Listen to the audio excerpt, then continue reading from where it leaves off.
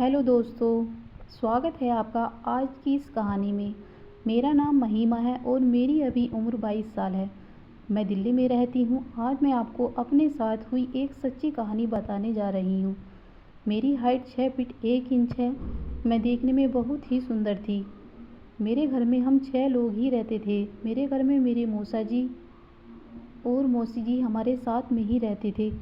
मौसा जी की उम्र उस वक्त 29 साल की होगी। मैं 20 साल की थी। मौसा जी दिखने में बहुत सीधे लगते थे, लेकिन उनकी असलियत एक दिन मेरे ही सामने खुली। दोस्तों, मैं उस समय जवानी की दहलीज पर थी। रोज़ मेरे मौसा जी मुझे बहुत घूर घूर कर देख रहे थे। मैं उस वक्त एमए फर्स्ट ईयर की पढ़ाई कर रही थी। मैं कॉलेज की सबसे खूबसूरत लड़की थी। इस बात पर मुझे कॉलेज में अवार्ड भी मिला था। तब से मुझे लड़के बहुत फ्रेंड रिक्वेस्ट भेज रहे थे और बात करने का प्रयास करते थे। मुझे दिन में लगभग 3-4 प्रपोज़ल तो ऐसे ही आ जाते थे। तभी मैं सबको इनकार करती थी और इंस्टा आईडी पर बहुत एसएमएस भेजने लगे थे और बहुत प्रपोज़ल भी आते थे। फिर एक मेरी फ्रेंड रिया ने पूछा, तुम किसी को हाय क्यों नहीं बोल देती? इतने प्रपोज़ल आते हैं और मुझे देखो, कोई लाइक नहीं करता है, एक प्रपोज़ल नहीं आता है। तभी मुझे रिया की बात सुनकर लगा कि रिया सही बोल रही है। उधर घर में मेरे मौसा रोज़ मुझे गलत नज़र से ही देखते हैं। तो एक दिन मैं सुबह सुबह जल्दी कॉलेज आई। कॉलेज को खुलने को और 1 घंटा टाइम था। मैं जल्दी पहुंच गई थी तो मैं कैंटीन में बैठकर ऐसे ही रील्स देख रही थी। वहां पर एक हैंडसम लड़का आया। उसने 2 प्लेट नाश्ता ऑर्डर किया। दिखने में काफ़ी खूबसूरत था और उसकी पर्सनालिटी बहुत ज़्यादा अच्छी थी। कोई भी लड़की उसको एक बार देखने के बाद उसके प्यार में पड़ने वाली थी। मैं थोड़ा सोच में पड़ गई। वह अकेला है पर उसने 2 प्लेट नाश्ता ऑर्डर किया है। मुझे लगा कोई आ रहा होगा। ऐसा बिल्कुल भी नहीं था। दोस्तों, कहानी इंटरेस्टिंग लग रही हो तो दोस्तों को शेयर करें। जैसे ही उसका ऑर्डर आया, वह मुझे देखकर हंस दिया और मुझे नाश्ता करने बुलाया।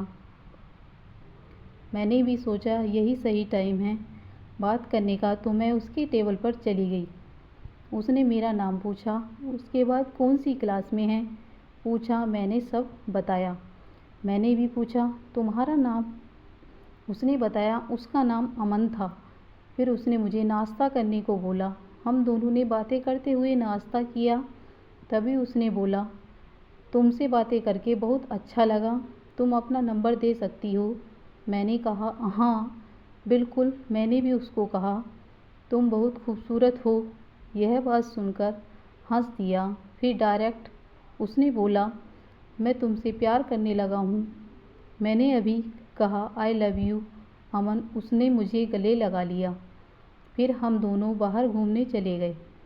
उसने मेरा उसके बारे में सब बताया। मैंने भी उसको बताया। एक दिन उसको मैंने घर पर बुलाया। वह राजी हो गया। अगले दिन अमन घर पर आया। मम्मी को बताया, यह अमन है, मेरी क्लास का लड़का, मेरा बेस्ट फ्रेंड है। मम्मी ने उसके साथ बातें की। फिर उधर से मौसा जी आए।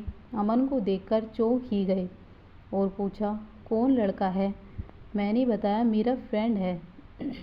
वह मुझे देखकर गुस्सा करने लगे और वहाँ से चले गए, क्योंकि मौसा को बिल्कुल भी पसंद नहीं था कोई मेरी लाइफ में आ जाए। मौसा मुझको प्यार करते थे। बाद में मम्मी ने खाना खिलाया। अमन खाना खाकर चला गया। मम्मी को अमन के साथ बात करके अच्छा लगा। मम्मी भी तारीफ़ कर रही थी। जब रात को मैं अपने कमरे में सोने जा रही थी, तभी मौसा जी मेरे कमरे में मेरा इंतज़ार कर रहे थे। मैंने जैसे ही दरवाज़ा ओपन किया, मैं मौसा जी को देखकर पूरी तरह शॉक हो गई। आज तक मौसा जी ऐसे मेरे कमरे में बिना पूछे आते नहीं थे। मैं उनको देखकर थोड़ी डर भी गई थी। फिर मौसा जी ने मुझे दरवाज़ा बंद करने को कहा और पूछा, क्या रिलेशन है तुम्हारा उस लड़के के साथ? मैं पूरी तरह डर गई थी। सिर्फ अमन मेरा फ्रेंड है, जैसा आप सोच रहे हो वैसा कुछ भी नहीं है।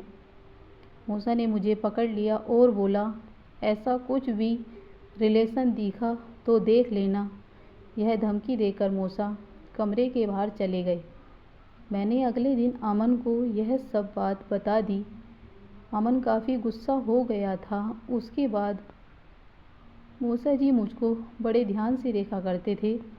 मैं कहाँ जाती, कहाँ कितने बजे जाती, कितने बजे आती, मुझ पर बहुत नज़र रखने लगे थे। एक बार मैं कॉलेज से वापस आई। मैंने शर्ट के नीचे कुछ भी नहीं पहनी थी।